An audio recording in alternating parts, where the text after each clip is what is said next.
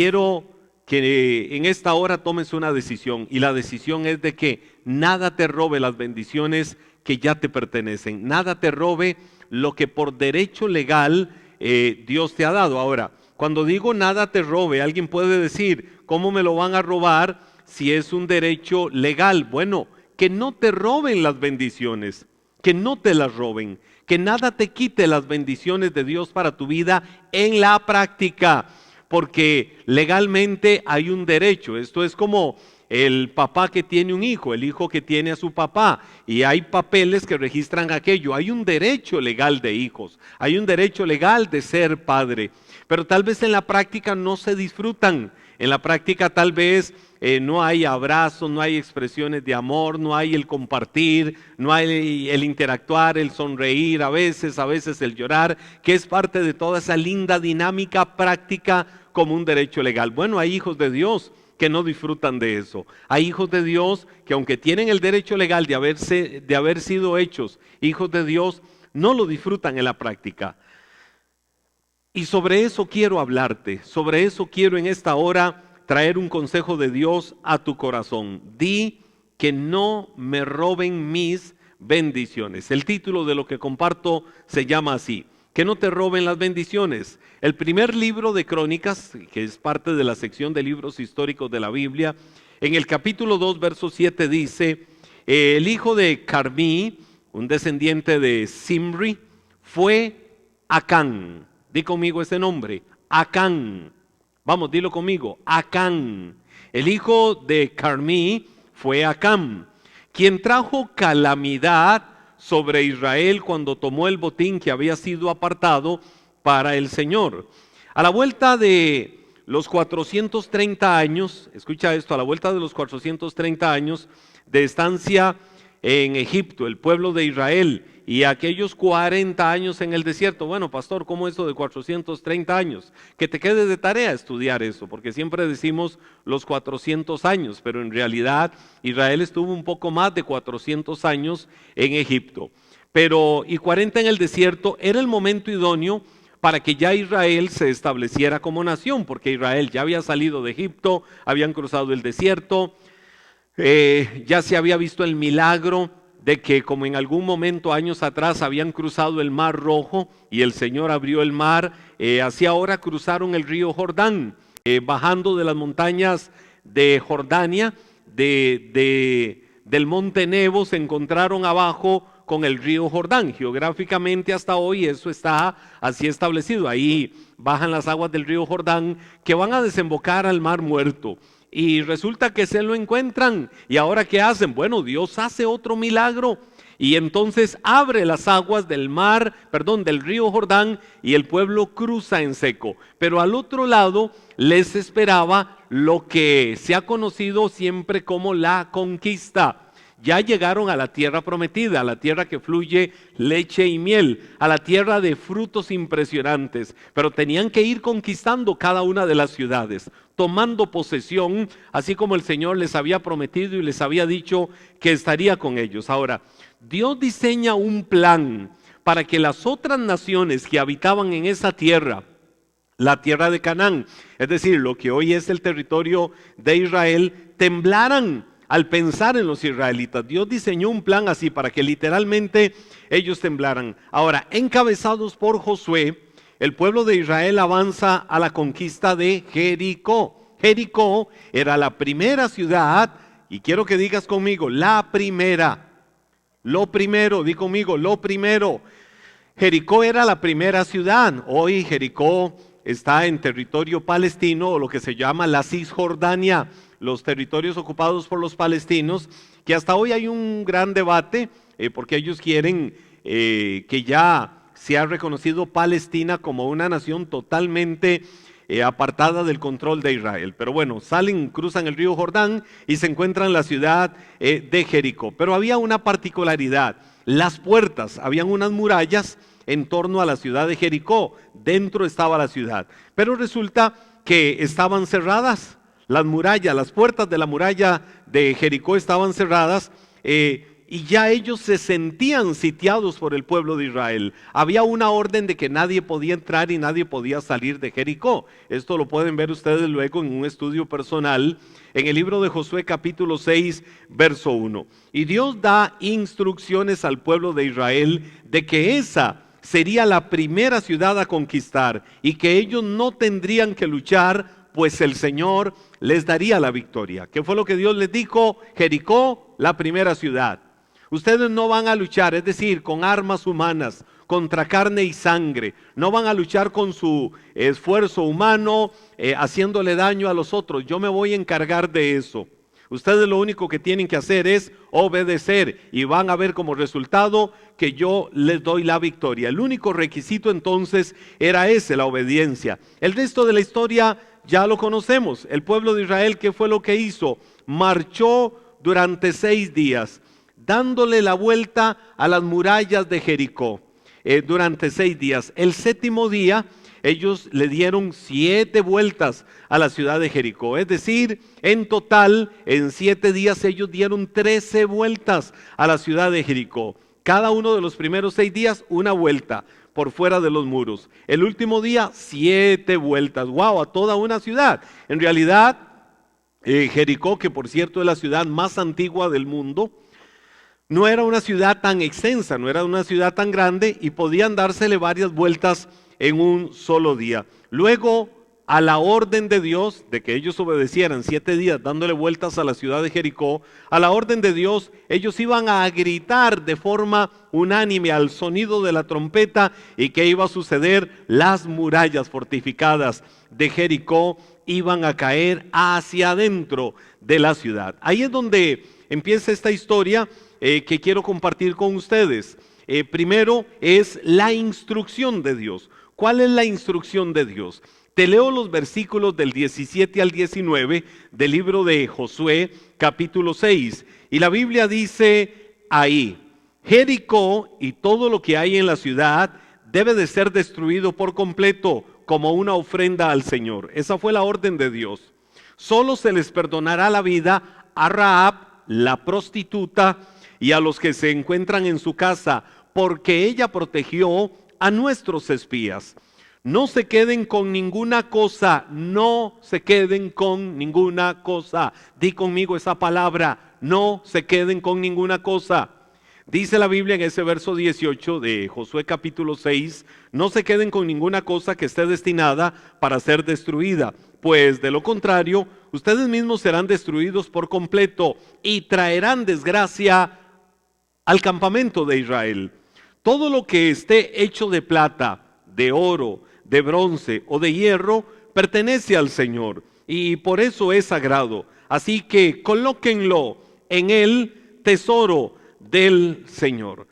Los versículos del 17 al 19, Josué capítulo 6, nos revelan entonces cuál fue la instrucción de Dios. No van a tomar nada. Cuando la ciudad sea destruida, no van a tomar absolutamente nada del botín. Ahí hay mucho oro, hay mucha plata, hay mucha riqueza dentro de esa ciudad. Nada van a tocar. ¿Por qué no van a tocar nada? Jericó era la primera ciudad, eran las primicias para Dios. Ya estaba establecido por Dios que la ciudad estaba destinada a la destrucción, que los muros iban a caer. ¿Y por qué? Porque ellos iban a reedificar algo nuevo para el Señor. Era la primera ciudad, imagínense, más de 400 años viviendo en una tierra extraña. De esos más de 400 años viviendo en tierra extraña, más de 220 años fueron literalmente esclavos allá en Egipto. Marchan la peregrinación hacia la tierra prometida. 2 años podían durar para llegar desde donde vivían en el delta del río Nilo, en la tierra de Gosén, hasta la tierra de Israel. Sin embargo, duraron 40 años. Y eso que la generación de los más adultos pereció en el desierto y fueron los menores los que entraron a la tierra prometida. ¿Por qué? Porque hasta en el desierto hubo desobediencia. Pero ahora en la tierra prometida, el Señor les dice: ustedes van a obedecer. Jericó es la primera ciudad y lo primero es consagrado para Dios. Lo primero es sagrado. La ciudad va a ser destruida, va luego a ser reedificada como una ciudad dedicada, santa al Señor. Entonces, Cuando la Biblia dice la ciudad será destruida, literalmente en el original lo que está diciendo es consagrado. La palabra destruida, cualquiera puede decir es como un eufemismo. Un eufemismo es una palabra o un término que se puede identificar o se puede interpretar como bueno o como malo. De acuerdo a la perspectiva de cómo se esté viendo. Cuando la Biblia dice Jericó será destruida, era Jericó iba a ser consagrada. El pueblo comprendió muy bien, y esta parte es muy importante porque el pueblo comprendió muy bien el término debido a que desde mucho antes a ellos se les había enseñado desde el desierto la ley de las primicias, es decir, siempre denle a Dios lo primero de todo en sus vidas. Dios les hace entender al pueblo de Israel de que ni Jericó ni sus riquezas les pertenecían, y por ser la primera ciudad iba a ser una ciudad consagrada a Dios. La riqueza de Jericó era increíble, era una ciudad increíble en su riqueza. Sus habitantes, la verdad es que ellos habían apilado barras de oro, muchas barras de oro, ciclos de plata, y a lo largo de las calles ellos tenían todo preparado, esperando la estampida si sucedía algo. Tenían apilado todo el oro y los ciclos de plata porque dijeron, nada de esto vamos a dejar. Ahora, el pueblo de Israel, estoy contándote un poco la estructura o el marco histórico de lo que sucedió. El pueblo de Israel se movió en fe como nunca antes. Oiga, llegaron a la tierra prometida. Nada más faltaba un rótulo luminoso en alto ahí que dijera Shalom, bienvenidos a la tierra que fluye leche y miel. Era toda una expectativa, y Dios les dijo para que entren a esa primera ciudad, obedezcan dándole vuelta a los muros de la ciudad, no tengan problemas contra carne y sangre, yo me encargo de darle la victoria. Es decir, había una expectativa muy grande en el pueblo de Israel. Por eso se movieron en fe como nunca antes. Incluso cuando el Señor los puso a dar vueltas, escucha esto, cuando Dios los pone a dar vueltas en la ciudad, tenían que hacerlo en silencio. Ahora, ¿por qué tenían que hacerlo en silencio? Probablemente no faltarían los murmuradores, los chismosos, los criticones, los que dándole vueltas a la ciudad iban a estar entre ellos ahí susurrándose, mira, este Josué está loco, nos pone a dar vueltas y dice que Dios va a hacer caer los muros de la ciudad. Miren, este Josué, ¿no será que no es la calidad del líder que era Moisés? Que Moisés se nos quedó allá arriba, mejor Moisés hubiera entrado porque este loco ahora nos quiere poner a hacer unas cosas que aquí no entendemos. Muchas cosas hubieran pasado, pero la orden de Dios fue que dieran vuelta a los muros de la ciudad en total silencio. Por eso el pueblo como nunca antes se movió en fe, como nunca antes se movió en obediencia ante el cumplimiento de la promesa de Dios. ¿Y qué fue lo que sucedió? Actuaron. Josué capítulo 6, verso 24, la Biblia dice, luego los israelitas quemaron la ciudad y todo lo que había en ella. Posterior a que ya los muros cayeron, solo conservaron las cosas hechas de plata, de oro, de bronce y de hierro para el tesoro de la casa del Señor, tal y como Dios les había dicho en la orden. Entonces, la instrucción de Dios fue esa. Pero número 2, consecuencias de la desobediencia. Di conmigo, consecuencias de la desobediencia. Ellos conquistaron Jericó, todo fue un éxito. Lograron salvar todo el oro, toda la plata y toda la riqueza de Jericó, y esa ciudad primera, primicias para ellos. Toda esa riqueza que estaba en ella era consagrado para el tesoro de la casa del Señor, es decir, para levantar altar, para levantar una casa a Dios que lo honrara y que lo exaltara y que glorificara su nombre como debía de hacer. Entonces, ahora viene una segunda conquista. La segunda conquista es la ciudad de Ai. Di conmigo Ai, Ai con H. Di conmigo Ai. La Biblia dice, y quiero que veas esto tan curioso, libro de Josué capítulo 7, versos del 1 al 5, donde dice, sin embargo Israel desobedeció las instrucciones sobre lo que debía de ser apartado para el Señor. ¿Cómo? Eh, Paz, deténgase un momento. Está bien, yo me detengo. ¿Cómo es eso de que ellos disfrutaron, rescataron todo el oro y toda la plata, y ahora viene el siguiente capítulo a decir que hubo desobediencia, que ellos fallaron a Dios, de que no apartaron lo que era para el Señor? Bueno, sigamos leyendo. Un hombre llamado Acán, ¿te acuerdas del que hablé ahorita en la instrucción de lo que dice primero de Crónicas en el capítulo 2, verso 7? Cuando se cuentan las crónicas del pueblo de Israel la historia o la referencia de Acán. Bueno, la Biblia dice que un hombre llamado Acán había robado algunas de esas cosas sagradas. Había robado alguna de esas cosas sagradas, así que el Señor estaba muy enojado con los israelitas. Es decir, por el pecado de uno solo, por el pecado de uno, llamado Acán, el Señor se había enojado con todo el pueblo. Acán era hijo de Camri, un descendiente de Simri, hijo de Sera, era de la tribu de Judá. Josué envió a algunos de sus hombres desde Jericó para que espiaran la ciudad de Ai, para que la estudiaran, la analizaran, que está al oriente de Betel, cerca de Betavén. Cuando regresaron le dijeron a Josué: no es necesario que todos vayamos a Ai, bastará con 2,000 o 3,000 hombres para atacar la ciudad. Es decir, que no vayamos tantos miles a conquistar la ciudad, que vayamos solo unos 2 o 3,000, la conquistamos, enviamos a decirles: pueden seguir adelante, ya conquistamos otra ciudad para el pueblo de Israel. Ellos lo vieron así sencillo. Dado que ellos son tan pocos, no hagas que todo nuestro pueblo se canse teniendo que subir hasta allí. Así que enviaron a unos 3,000 guerreros, pero fueron completamente derrotados.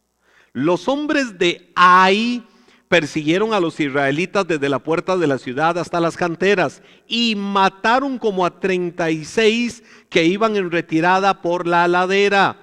Los israelitas quedaron paralizados de miedo ante esto y su valentía se desvaneció. ¿Cómo es esto?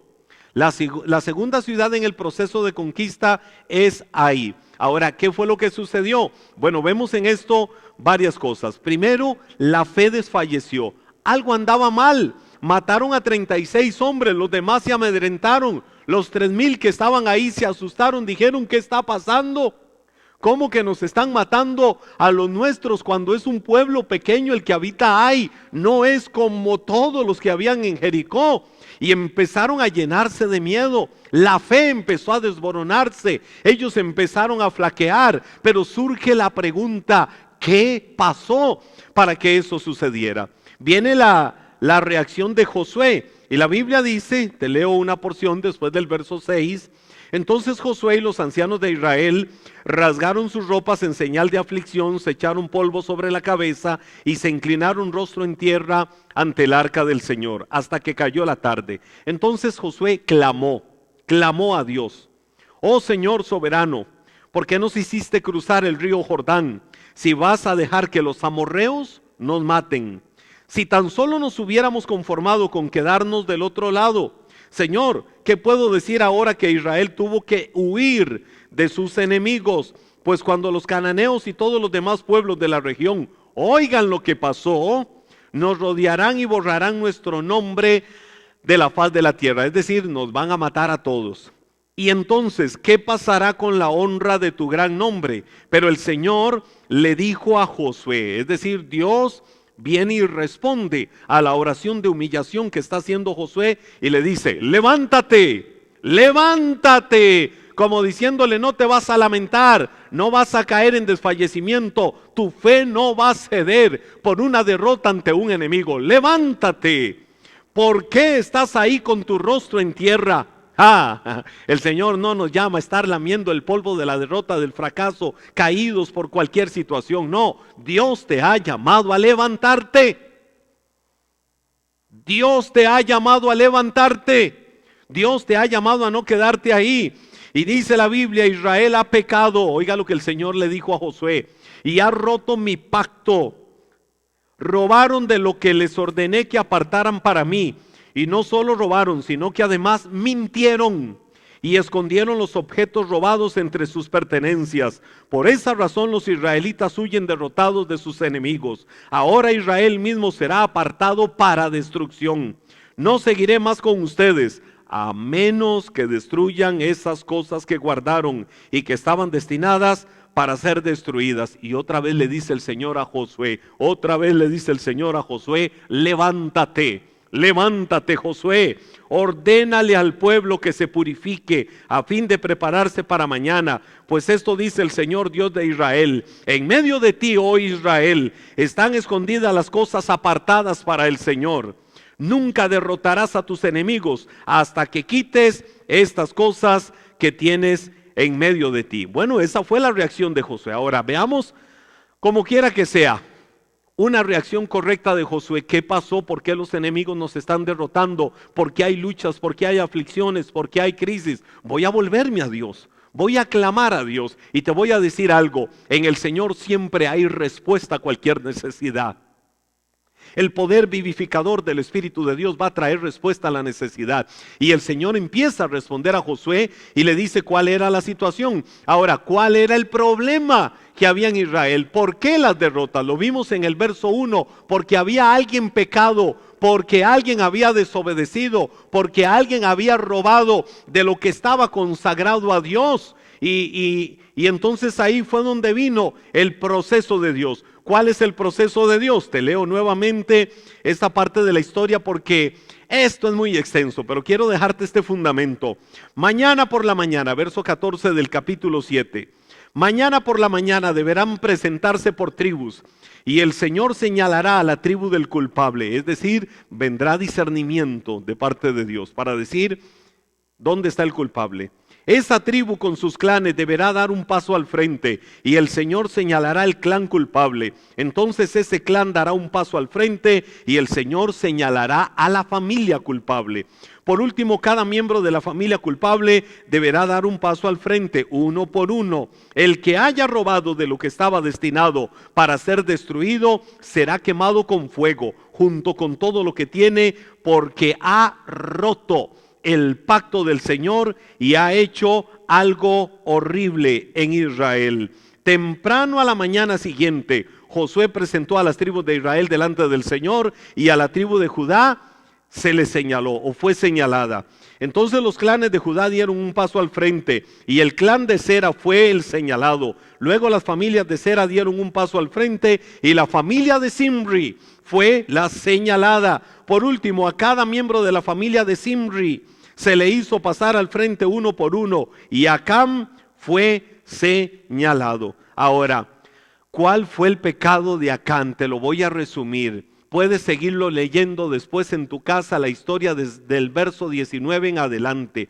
Acán, cuando entraron y vio todo el oro y vio todos los ciclos de plata, dijo: wow, ¿qué es toda esta riqueza que hay aquí? Si yo tomo y me lo llevo para mi casa, mi tienda, nadie se va a dar cuenta, porque es tantísimo lo que hay, que lo que yo quite, lo que yo me robe, nadie lo va a notar. Entonces, ¿qué hizo Acán? Se lo llevó a su casa y lo escondió, creyendo que no iba a ser reconocido. Ahora, ¿cuáles son las conclusiones que yo saco de esto?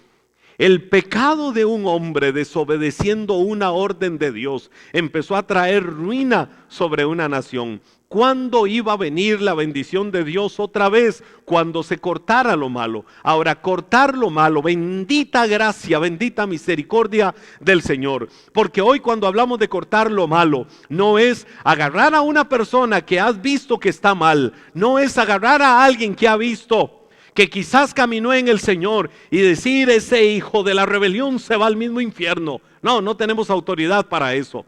Y Dios no es el que condena, Dios es el que justifica. En la gracia de Dios, la Biblia dice: si alguno es sorprendido en un pecado, en una falta, ustedes que son espirituales, no vengan y le metan una patada y le dicen: salga de aquí. No, eso hacen los religiosos. Eso hacen los religiosos, no los que han conocido el valor de la gracia de Dios.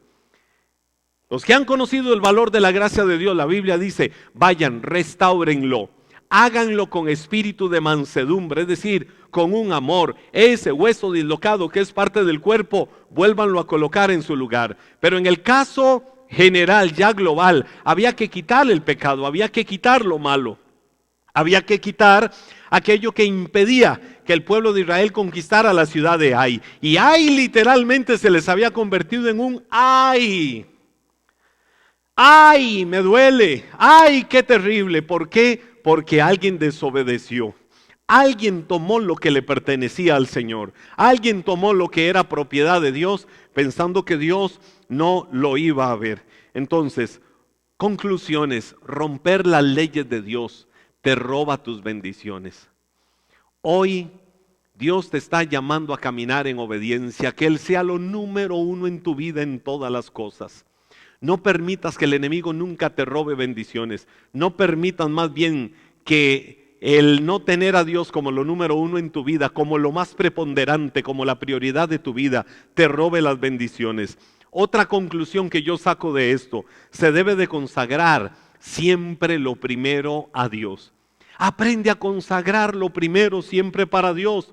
Tu tiempo, tu dedicación, tus finanzas, todo conságralo a Dios, siempre lo primero. Así vendrán otras bendiciones. Para el pueblo de Israel, consagrar Jericó representaba que vinieran otras bendiciones. La ciudad de Ai y todo el montón de ciudades que luego conquistaron. Que se levantara, por ejemplo, un Caleb y le dijera a Josué: yo quiero la ciudad de Hebrón en promesa para mí y para mi familia. A mis tantos años, más de 80 años, todavía siento el vigor cuando tenía 40 años. Caleb se sentía fuerte, vigoroso para seguir conquistando, pero porque ya estaban caminando en obediencia, porque habían erradicado el pecado. Todos lo habían entendido excepto uno. El que no lo entendió nunca fue Acán. ¿Qué quiere decir esto dentro de este marco de conclusión que te estoy diciendo? Por la desobediencia de uno, todos sufrieron consecuencias. Solo cuando quitaron el mal, volvió la bendición y las victorias. Hoy Dios no te condena, hoy Dios no te señala. Pero ¿cuál es el mal en tu vida? ¿Qué cosas no estás haciendo bien? ¿En qué estás dejando de agradar a Dios? ¿Es Dios aún en estos tiempos pandémicos, en estos desiertos pandémicos y de adversidad, un lejano acompañante? ¿O ha venido Dios a ser la prioridad de tu vida? ¿Has venido a enamorarte del Señor o más bien te has alejado de Dios? ¿No tienes en tu agenda de corazón decir: voy para la iglesia? ¿Cómo voy a ir a la iglesia si está cerrada? La iglesia llega virtualmente a donde estás. Hay muchas formas de estarse alimentando de Dios. Hay muchas formas de hacer a Dios siempre lo número uno en nuestra vida. Si has dejado a Dios de lado, si has relegado cosas y más bien has abierto puertas, es el momento de que nos arrepintamos. Es el momento de que vengamos con un corazón contrito y humillado y le digamos: Señor, no estaba haciendo las cosas bien. Señor, quiero erradicar de mi vida el espíritu de Acán. ¿Por qué? Porque no te estaba dando lo primero. Porque no estaba haciendo lo primero en mi vida. Medita cuánto de Acán deberás de eliminar de tu vida.